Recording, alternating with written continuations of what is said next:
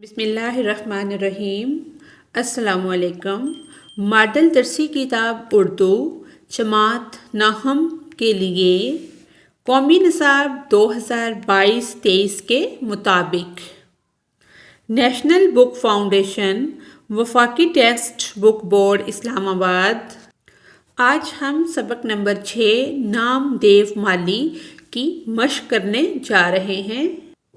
یہاں سے اس کی مشق شروع ہو رہی ہے۔ سوال نمبر 1 پہلا سوال ہے، درج ذیل اقتباس سمجھ کر پڑھیے۔ یہ والا اقتباس ہے، یہ شفاء الملک مرحوم پر لکھے ہوئے خاکے کا اقتباس ہے جسے چراغ حسن حسرت نے تحریر کیا ہے۔ اقتباس یہ ہے، حکیم صاحب کا وطن مألوف جگراؤں تھا جو ضلع لدھیانہ کا ایک قصبہ ہے۔ نوجوانی میں دلی چلے گئے اور حکیم عبدالمجید خان سے طب پڑھی۔ پھر چند سال ان کے مکتب میں طب کی، جو ان کا ہاسپٹل تھا، مکتب تھا جہاں پر وہ کام کرتے تھے، طب کی عملی تعلیم حاصل کی۔ بچپن طبیعت جو تھی وہ بچپن سے شوق تھی۔ دلی کا قیام سونے پر سہاگا، سونے پر سہاگا یہ ایک کہاوت ہے کہ بہت اچھا ہو جانا ہو گیا۔ ایک دن مکتب میں بیٹھے ہوئے تھے کہ ایک نازک اندام ہندو عورت آئی، اس کا دوپٹہ گوٹے سے لیا ہوا تھا۔ حکیم عبدالمجید خان کے سامنے اور تو کچھ کہہ نہ سکتے تھے، اپنے ایک ہمدرد کو جو دوائیں دے رہا تھا پکار کر کہا، خمیرہ گاؤ زباں بے ورق نکرا پیچیدہ۔ شاہ نصیر کے متعلق اس سے ملتا جلتا ایک مشہور واقعہ ہے۔ ایک عورت وسمے کی رضائی اوڑے گزری، شاہ صاحب نے فوراً کہا، اودی وسمے کی نہیں ہے یہ رضائی سر پر، میں چھبیں رات ہے تاروں بھری چھائی سر پر۔ لیکن خمیرہ گاؤ زباں بے ورق نکرا پیچیدہ کا جواب نہیں۔ ایک تو حکیم عبدالمجید خان جیسے باکمال کی صحبت، دوسرے زبان اور محاورے کی تحقیق کا خداداد ذوق۔ اس کا نتیجہ یہ ہوا کہ حکیم صاحب کی زبان بہت منجھ گئی۔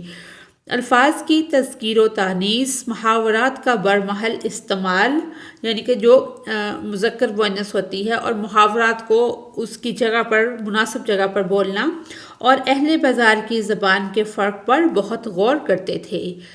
آگے ہے اگلا سوال جو ہے وہ یہ ہے، اقتباس پڑھ کر شفاء الملک مرحوم کی شخصیت کے بارے میں آپ کی کیا رائے ہے، بیان کریں۔ اس کا جواب ہے، حکیم صاحب کی طبیعت جو تھی وہ بچپن سے شوق تھی، یا شوق طبیعت کے مالک تھے، تعلیم حاصل کرنے کا شوق تھا۔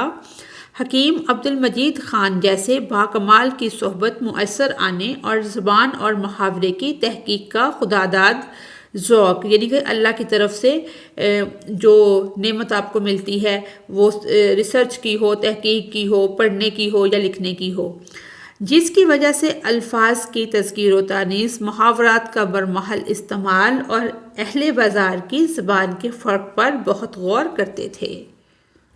آگے ہے، اس نثر پارے میں اگلا سوال جو ہے، موضوعات کی شناخت کرتے ہوئے اس کی وضاحت کے لیے اپنی رائے کا اظہار کریں۔ اس کا جواب ہے، اس نثر پارے میں مختلف موضوعات پر غور کیا گیا ہے، جیسے کہ فن طب کا جو فن ہوتا ہے، طب کہتے ہیں اس کو، میڈیسن کو، شخصیت، اخلاقی قوانین اور زندگی کے مختلف پہلو۔ اس میں طبیعت کی قدرت، فن طب کی اہمیت اور انسان کے اخلاقی اور معاشرتی مسائل پر غور کیا گیا ہے۔ آگے ہے، درج بالا عبارت کو علامات، رموز و اوقاف کا لحاظ رکھ کر پڑھیں۔ عبارت کو آپ نے پڑھنا ہے۔ آگے ہے سوال نمبر 2، دوسرا سوال ہے، سبق نام دیو مالی پڑھنے کے بعد انسانی کردار کے متعلق بیان کیے گئے خیالات، آراء اور رویوں کا آپس میں تعلق سمجھتے ہوئے اپنی رائے کو جماعت کے دیگر ساتھیوں کے سامنے پیش کریں۔ سبق نام دیو مالی میں مصنف مولوی عبدالحق ہمیں یہ سمجھانا چاہتے ہیں کہ سچائی، نیکی، حسن اور رحم دلی جیسے انسانی کردار کسی کی میراث نہیں ہیں۔ یہ خوبیاں نیچی ذات والوں میں بھی ایسی ہی ہوتی ہیں جیسی اونچی ذات والوں میں۔ نیز ہر شخص میں قدرت نے کوئی نہ کوئی صلاحیت رکھی ہے۔ اس صلاحیت کو درجہ کمال تک پہنچانے میں ہی سب نیکی اور بڑائی ہے، اگرچہ درجہ کمال تک عام انسانوں میں سے نہ کوئی پہنچا ہے اور نہ پہنچ سکتا ہے، البتہ درجہ کمال تک پہنچنے کی کوشش ہی انسان کو انسان بناتی ہے۔ سوال نمبر 3 ہے خاکہ نگاری۔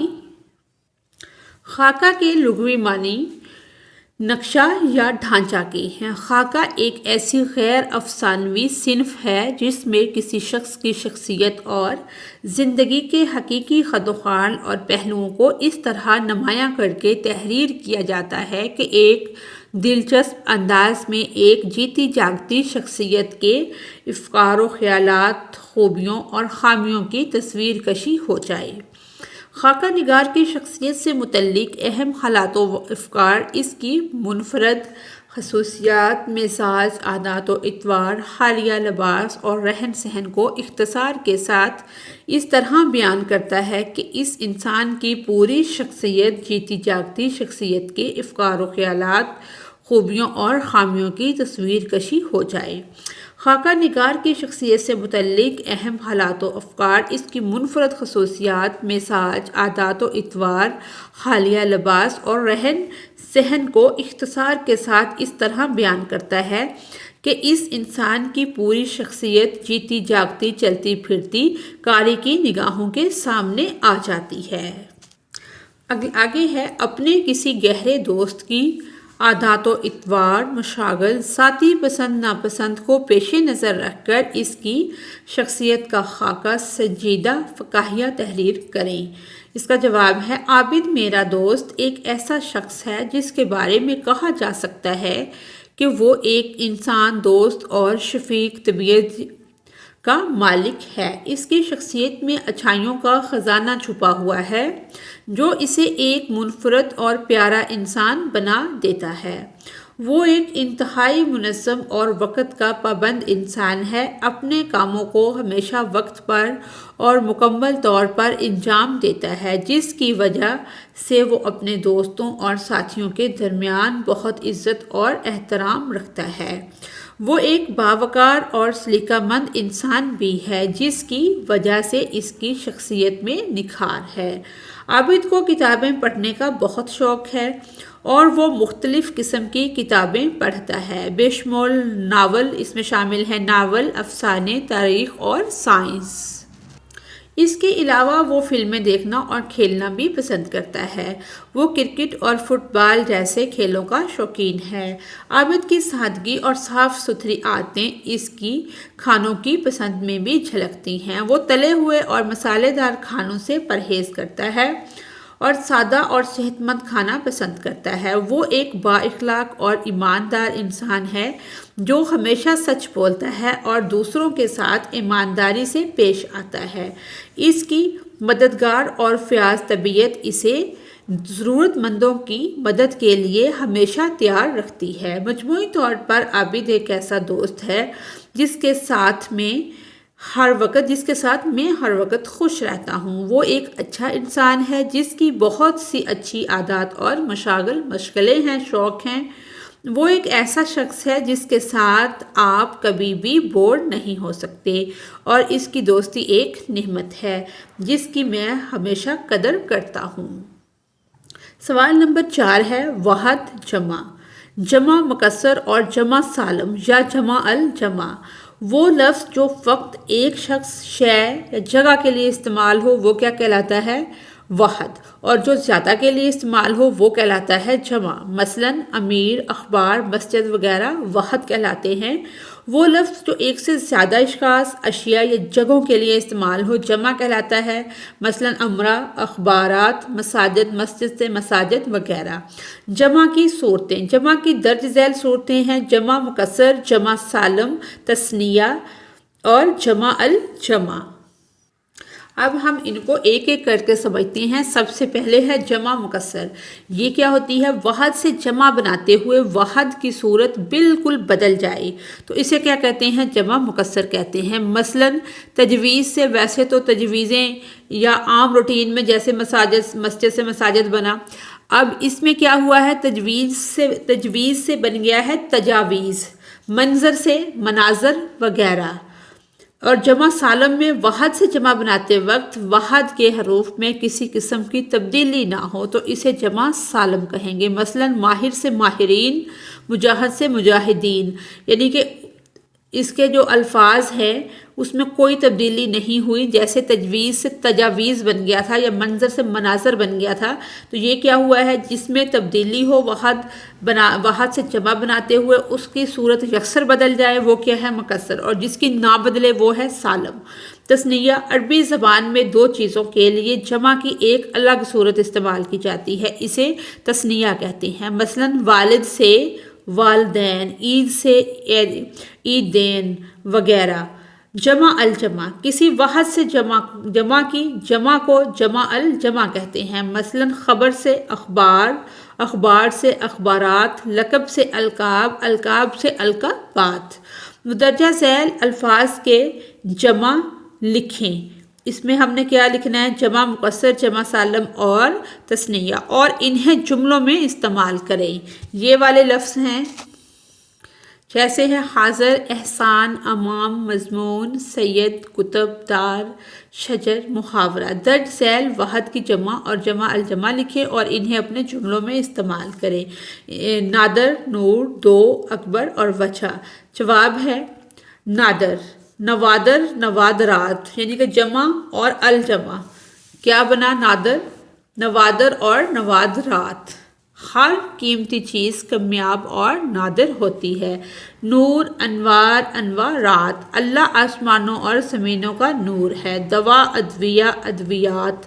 ہمیشہ دوا ڈاکٹر کی ہدایت کے مطابق لیں۔ اکبر، اکابر، اکابرین۔ اصلاح نفس جہاد اکبر ہے۔ وجہ، وجوہ، وجوہات۔ اسلم نے بیماری کی وجہ سے ماہ رمضان کے روزے چھوڑے۔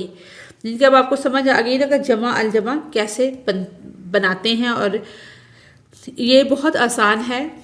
آگے ہے سوال نمبر 5، تذکیر و تانیث، اسما اور ضمائر۔ تذکیر و تانیث کی دو قسمیں ہیں، ایک ہے حقیقی اور دوسری ہے غیر حقیقی۔ حقیقی تذکیر و تانیث، حقیقی تذکیر و تانیث میں جنس کی صرف دو ہی قسمیں ہیں، یعنی نر مذکر اور مادہ مؤنث۔ یہ تذکیر و تانیث جانداروں کے لحاظ سے کی گئی ہے اور اس کی پہچان جو ہے اور تمیز وہ آسان ہے۔ غیر حقیقی تذکیر و تانیث، بے جان اسما میں نر اور مادہ کا کوئی فرق نہیں ہوتا، اس لیے ان کی تذکیر و تانیث کا تمام تر دار و مدار اہل زبان پر ہوتا ہے۔ جیسے قلم کو اہل زبان مذکر بولتے ہیں اور گیند کو مؤنث، اسی طرح ایسے اسما کی تذکیر و تانیث کو غیر حقیقی تذکیر و تانیث کہا جاتا ہے۔ بے جان چیزوں میں تذکیر و تانیث کوئی شے نہیں، یعنی ان میں نر اور مادہ کا تصور موجود نہیں ہے۔ جملے بنا کر الفاظ کی تذکیر و تانیث واضح کریں، جیسے بندرگاہ، مٹھاس، مہک، بوستان، دیوان غالب، لوہا، نانگا پربت، کٹیا، چولہ۔ یہ ہمارے بندرگاہ کیا ہے؟ یہ ہے مؤنث۔ کراچی بندرگاہ پاکستان کی سب سے بڑی اور مصروف ترین بندرگاہ ہے۔ مٹھاس مؤنث ہے، مصنوعی مٹھاس مضر صحت ہوتی ہے۔ مہک مؤنث ہے، پھولوں سے بہت پیاری مہک آ رہی ہے۔ بوستان کیا ہے؟ مذکر ہے، بوستان میں طرح طرح کے پھول کھلے ہوئے ہیں۔ دیوان غالب کیا ہے؟ مذکر ہے، دیوان غالب اردو غالب کی زندگی میں 5 مرتبہ شائع ہوا۔ لوہا مذکر ہے، ایڈی کے پاس خام لوہے کا بہت بڑا ذخیرہ ہے۔ آگے ہے نانگا پربت، یہ بھی مذکر ہے۔ نانگا پربت دنیا کا 9واں سب سے بڑا اور اونچا پہاڑ ہے، بڑا پہاڑ ہے۔ کٹیا مؤنث ہے، گاؤں کے قریب ایک شخص 10 سال سے ایک چھوٹی سی کٹیا، یہ کٹیا ہے جیسے وہ جھونپڑی ہوتی ہے، کٹیا میں رہ رہا تھا۔ رہ رہا ہے۔ چولہا کیا ہے؟ یہ مذکر ہے۔ طالب علم نے بجلی اور گیس کے بغیر چلنے والا چولہا تیار کر لیا۔ آگے ہے سوال نمبر 6۔ مقولہ، ضرب المثل، محاورہ اور روزمرہ کی وضاحت۔ اس میں ہم نے بتانا ہے کہ مقولہ کیا ہے، ضرب المثل کیا ہے، محاورہ کیا ہے۔ مقولہ یہ ہوتا ہے کسی کی کہی ہوئی بات کو انہی الفاظ میں بیان کرنے کو مقولہ کہا جاتا ہے۔ جیسے والد صاحب نے کہا محنت کرو گے تو کامیابی حاصل کرو گے۔ اگر کسی کے قول کو اپنے الفاظ میں بیان کیا جائے تو وہ منقولہ کہلائے گا کہ نقل کیا ہوا۔ ضرب المثل یہ ایک مکمل جملہ ہوتا ہے اور کسی واقعے کو بتانے اور اس پر مہر تائید ثبت کرنے کا ایک نرالا انداز ہے، جس سے گفتگو اور کلام میں چاشنی یعنی کہ خوبصورتی پیدا ہوتی ہے اور مضمون نہایت عمدہ ہو جاتا ہے۔ ضرب المثل کو کہاوت بھی کہتے ہیں، جیسے انگور کھٹے ہیں۔ آگے ہے محاورہ، دو یا دو سے زائد الفاظ جو حقیقی کی بجائے مجازی معنیوں میں استعمال ہوں محاورہ کہلاتا ہے۔ مثلاً آنکھیں دکھانا، آسمان سے باتیں کرنا۔ روزمرہ، دو یا دو سے زیادہ بھی آئے گا، زیادہ الفاظ کا مجموعہ جو اہل زبان کی بول چال کے مطابق حقیقی معنیوں میں استعمال ہو۔ مثلاً بھارت آئے دن کشمیریوں پر ظلم ڈھاتا ہے۔ اس جملے میں آئے دن درست روزمرہ ہے۔ اگر اس کی جگہ آئے روز لکھیں گے تو غلط ہوگا۔ اس طرح روز بے روز، 5 7 وغیرہ۔ آگے سوال نمبر 7 ہے نام دیو مالی سبق کے متن میں استعمال ہونے والے نامانوس الفاظ جھلاپا، جھلڑ، ڈھیر، سہندی وغیرہ۔ محاورات، ضرب المثل، ضرب الامثال، مترادفات اور مرکبات۔ رفتہ رفتہ، ہمتاً، مصروف ہونا، خبر نہ ہونا، روگ پیدا ہونا، پروان چڑھنا، کیس، کوہکن، پودے، پیڑ، پرورش، نگہداشت، توانا، ٹانڈا، اس قدر پاک جیسے رسوئی کا چولہا، جھاڑنا، بخارنا، ہاتھ پہ ہاتھ رکھ کر بیٹھنا، نڈھال اور مرجھائے ہوئے، ویران اور سنسان، سرسبز و شاداب، آب کاج، محاکاج، مکھیوں کا غضبناک جھلڑ، سادہ مزاج، بھولا بھالا پر مشتمل فقرات کو سمجھ کر پڑھ سکیں۔ آگے ہمارے ایسلو بیسڈ نوٹس ہیں۔ اس میں ہے سوال نمبر 1، درج ذیل سوالوں کے مختصر جواب لکھیں۔ جیسے خاکہ نگار کے خیال میں نیکی کب تک نیکی رہتی ہے؟ نیکی اس وقت تک نیکی ہے جب تک آدمی کو یہ نہ معلوم ہو کہ وہ کوئی نیک کام کر رہا ہے۔ جہاں اس نے یہ سمجھنا شروع کیا نیکی نیکی نہیں رہتی۔ اگلا سوال ہے مصنف کو ابتدا میں کس بات پر حیرت اور خوشی ہوئی؟ مصنف اکثر دیکھتے ہیں کہ نامدیو ایک پودے کے سامنے بیٹھا اس کا تھانولا صاف کر رہا ہے، پانی ڈالنے کی جو جگہ ہوتی ہے۔ تھانولا صاف کر کے حوض سے پانی لیا اور آہستہ آہستہ ڈالنا شروع کیا۔ پانی ڈال کر ڈول درست کیا اور ہر رخ سے پودے کو مڑ کر دیکھا، پھر الٹے پاؤں پیچھے ہٹ کر اسے دیکھنے لگا۔ یہ دیکھ کر مصنف کو حیرت بھی ہوئی اور خوشی بھی۔ کام اسی وقت ہوتا ہے جب اس میں لذت آنے لگے، بے مزہ کام نہیں بے گار ہے۔ اگلا سوال ہے نامدیو پودوں کی نگہداشت کیسے کرتا تھا؟ جواب ہے نامدیو مالی اپنے پودوں اور پیڑوں ہی کو اپنی اولاد سمجھتا تھا اور اولاد کی طرح ان کی پرورش اور نگہداشت کرتا۔ ان کو سرسبز اور شاداب دیکھ کر ایسا ہی خوش ہوتا جیسے ماں اپنے بچوں کو دیکھ کر خوش ہوتی ہے۔ وہ ایک ایک پودے کے پاس بیٹھتا، ان کو پیار کرتا، جھک جھک کر دیکھتا اور ایسا معلوم ہوتا گویا ان سے چپکے باتیں کر رہا ہے۔ اگلا سوال ہے خاکہ نگار نے نامدیو کو کس بنا پر نیک اور بڑا آدمی کہا ہے؟ جواب ہے جب کبھی مجھے نامدیو کا خیال آتا ہے تو میں سوچتا ہوں کہ نیکی کیا ہے اور بڑا آدمی کسے کہتے ہیں۔ ہر شخص میں قدرت نے کوئی نہ کوئی صلاحیت رکھی ہے، اس صلاحیت کو درجہ کمال تک پہنچانے میں ساری نیکی اور بڑھائی ہے۔ درجہ کمال تک نہ کبھی کوئی پہنچا ہے نہ پہنچ سکتا ہے، لیکن وہاں تک پہنچنے کی کوشش ہی میں انسان بنتا ہے، یہ سمجھو کندن ہو جاتا ہے۔ حساب کے دن جب اعمال کی جانچ پڑتال ہوگی، وہ پوچھے گا تو یہ پوچھے گا کہ میں نے جو استعداد تجھ میں ودیعت کی تھی اسے کمال تک پہنچانے اور اس سے کام لینے میں تو نے کیا کیا، اور خلق اللہ کو اس سے یعنی کہ اللہ کی مخلوق کو اس سے کیا فیض فائدہ پہنچایا۔ اگر نیکی اور بڑھائی کا یہ معیار ہے تو نامدیو نیک بھی تھا اور بڑا بھی۔ اگلا سوال ہے، قحط کے دنوں میں نامدیو کا چمن کیسے ہرا بھرا تھا؟ اس کا جواب ہے، ایک سال بارش بہت کم ہوئی، کنووں اور باولیوں میں پانی برائے نام رہ گیا، باغ پر آفت ٹوٹ پڑی، بہت سے پودے اور پیڑ تلف ہو گئے، ختم ہو گئے، جو بچ رہے وہ ایسے نڈھال اور مرجھائے ہوئے جیسے دکھ کے مریض، لیکن نامدیو کا چمن ہرا بھرا تھا اور وہ دور دور سے ایک ایک گھڑا پانی کا سر پر اٹھا کر لاد کر لے کر آتا اور پودوں کو سینچتا، پانی دیتا۔ یہ وہ وقت تھا کہ قحط نے لوگوں کے اوسان خطا کر رکھے تھے اور انہیں پینے کو پانی مشکل سے میسر آتا تھا، مگر یہ خدا کا بندہ کہیں نہ کہیں سے لے ہی آتا اور اپنے پودوں کی پیاس بجھاتا۔ جب پانی کی قلت اور بڑھی تو اس نے راتوں کو بھی پانی ڈھو ڈھو کر لانا شروع کیا۔ پانی کیا تھا؟ یوں سمجھیے کہ آدھا پانی اور آدھی کیچڑ ہوتی تھی، لیکن یہی گدلا پانی پودوں کے حق میں آب حیات تھا کہ ان کے لیے زندگی تھا۔ اگلا سوال ہے، نامدیو کی موت کس طرح واقع ہوئی؟ اس کا جواب ہے، ایک دن نامعلوم کیا بات ہوئی کہ شہد کی مکھیوں کی یورش ہوئی۔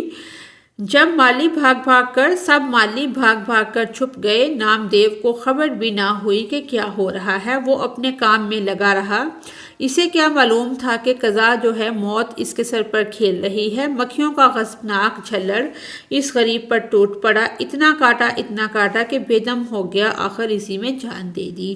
اگلا سوال ہے، ڈاکٹر سید سراج الحسن کن اوصاف کے باعث نامدیو کے قدردان تھے؟ جواب ہے، نامدیو نے نہ فن باغ کی کہیں تعلیم پائی تھی اور نہ اس کے پاس کوئی سند یا ڈپلومہ تھا، البتہ کام کی دھن تھی، کام سے سچا لگاؤ تھا اور اسی میں اس کی جیت تھی۔ شاہی باغ میں بھی اس کا کام محاکاج رہا۔ دوسرے مالی لڑتے جھگڑتے سیندی شراب پیتے، یہ نہ کسی سے لڑتا جھگڑتا نہ سیندی شراب پیتا، یہاں تک کہ کبھی بیڑی بھی نہ پی، اس لیے ڈاکٹر سراج الحسن اس کی بے حد قدر کرتے تھے۔ اگلا سوال ہے، نامدیو نے پانی کی قلت کے زمانے میں چمن کو کیسے شاداب رکھا؟ جواب ہے، پانی کی قلت کے زمانے میں نامدیو مالی کہیں نہ کہیں سے پانی ڈھونڈ لاتا تھا، اس طرح اپنے پودوں کی پیاس بجھاتا۔ جب پانی کی قلت مزید بڑھ گئی تو اس نے راتوں کو بھی پانی ڈھو ڈھو کر لانا شروع کر دیا۔ اس طرح پانی کی قلت کے زمانے میں بھی نامدیو کا چمن شاداب رہتا تھا۔ اگلا سوال ہے، نامدیو نے انعام لینے سے انکار کیوں کیا؟ اس کا جواب ہے، نامدیو پودوں کو اپنے بچوں کی طرح پیار کرتا، ان کی خدمت کرتا۔ جب مصنف نے انعام کی پیشکش کی تو اس نے یہ کہہ کر انعام لینے سے انکار کر دیا کہ بچوں کے پالنے پوسنے میں کوئی انعام کا مستحق نہیں ہوتا۔ اگلا سوال ہے، لوگ بچوں کے علاج کے لیے نامدیو کے پاس کیوں آتے تھے؟ جواب ہے، لوگ بچوں کے علاج کے لیے اس لیے نامدیو کے پاس آتے تھے کیونکہ اسے باغوں میں رہتے ہوئے جڑی بوٹیوں کی شناخت ہو گئی تھی، خاص طور پر بچوں کے علاج میں اسے بہت مہارت تھی۔ اگلا سوال ہے، نامدیو کی موت کا سبب کیا بنا؟ یہ ہم نے پہلے بھی پڑھا ہے۔ اس کے بعد ہے، مصنف کے خیال میں اچھا انسان کیسے بنا جا سکتا ہے؟ تو اس کا یہ جواب ہے کہ اللہ کی مخلوق کو فیض پہنچا کر۔ آگے ہے، نامدیو کی زندگی سے ہمیں کیا سبق ملتا ہے؟ مفصل لکھیں۔ اس کو ہم جتنا مرضی بڑا کر کے لکھ سکتے ہیں کہ فرائض کو سر انجام دینا، محنت کرنا اور سچائی بیان کرنا۔ آگے ہے، نامدیو مالی کی اہم اوصاف ترتیب وار لکھیں۔ یہ ان کے اہم اوصاف ہیں جو کہ ہم کئی بار پڑھ چکے ہیں۔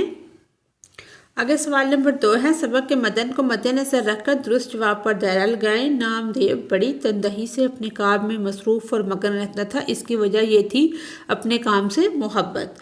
مصنف نے کس چیز کو بیکار کہا ہے؟ بے مزہ کام کو۔ مصنف نے انسان کی فطری کمزوری کی بنا پر اسے کیا کہا؟ کاہل اور کامچور۔ گدلا پانی پودوں کے لیے تھا آب حیات۔ درجہ کمال تک پہنچنے کے لیے ضروری ہے صلاحیت ڈاکٹر سراج الحسن کی ایک خوبی یہ تھی کہ وہ تھے مردم شناس۔ آگے ہے سبق نام دیو مالی کا خلاصہ اپنے الفاظ میں لکھیے۔ یہ اس کا خلاصہ یہاں سے شروع ہو رہا ہے، یہ سارا اس کا خلاصہ ہے یہاں تک۔ یہ اس کا آگے دوسرا خلاصہ ہے، یا ہم یہ بھی لکھ سکتے ہیں یا یہ بھی لکھ سکتے ہیں۔ یہ یہاں سے شروع ہوا ہے اور یہ سارا بھی اس میں شامل ہے یہاں تک، یہ دونوں میں سے ہم کوئی بھی لکھ سکتے ہیں۔ آگے ہے سوال نمبر 4، سبق نام دیو مالی کا مرکزی خیال اپنے الفاظ میں لکھیے۔ یہ اس کا جو مرکزی خیال ہے یہ یہاں سے شروع ہو رہا ہے، ایک یہ مرکزی خیال ہے، یہ بھی ہم لکھ سکتے ہیں، یا یہ بھی ایک مرکزی خیال ہے، یہ بھی لکھا جا سکتا ہے۔ سوال نمبر 5 ہے، درج ذیل نے متن کو پڑھ کر آخر میں دیے حقائق پر مبنی سوالات کے جوابات تحریر کریں۔ یہ تو چھوٹی سی عبارت ہے، اس کو ہم پڑھ لیں گے اور اس کے سوالات یہ ہیں۔ پہلا سوال ہے، مرزا غالب کے اخلاق کیسے تھے؟ مرزا غالب کے اخلاق جو تھے نہایت وسیع تھے۔ آگے ہے، دوستوں کو دیکھ کر مرزا غالب کی کیا حالت ہوتی تھی؟ جواب ہے، دوستوں کو دیکھ کر باغ باغ ہو جاتے تھے اور ان کی خوشی سے خوش اور غم سے غمگین ہو جاتے تھے۔ آگے ہے، مرزا غالب سے جو شخص ملنے آتا اس سے آپ کیسا سلوک کرتے؟ اس کا جواب ہے، وہ ہر شخص سے جو ان سے ملنے جاتا تھا بہت کشادہ پیشانی سے ملتے تھے۔ جو شخص ان سے ملتا اسے ہمیشہ ملنے کا اشتیاق رہتا تھا۔ مرزا غالب کے کہاں کہاں سے دوست تھے؟ اس کا جواب ہے، مرزا غالب کے دوست نہ صرف دہلی میں بلکہ تمام ہندوستان میں بے شمار تھے۔ اگلا سوال ہے، مرزا غالب کے دوست کس مذہب سے تعلق رکھتے تھے؟ ان کے دوست ہر مذہب و ملت کے نہ صرف دہلی میں بلکہ تمام ہندوستان میں بے شمار تھے۔ اسی کے ساتھ ہی ہماری آج کی یہ ویڈیو مکمل ہوتی ہے۔ اگر آپ کو میری ویڈیو سے کوئی رہنمائی مل رہی ہے تو میری ویڈیو کو لائک اور چینل کو سبسکرائب کریں۔ Thanks for watching us.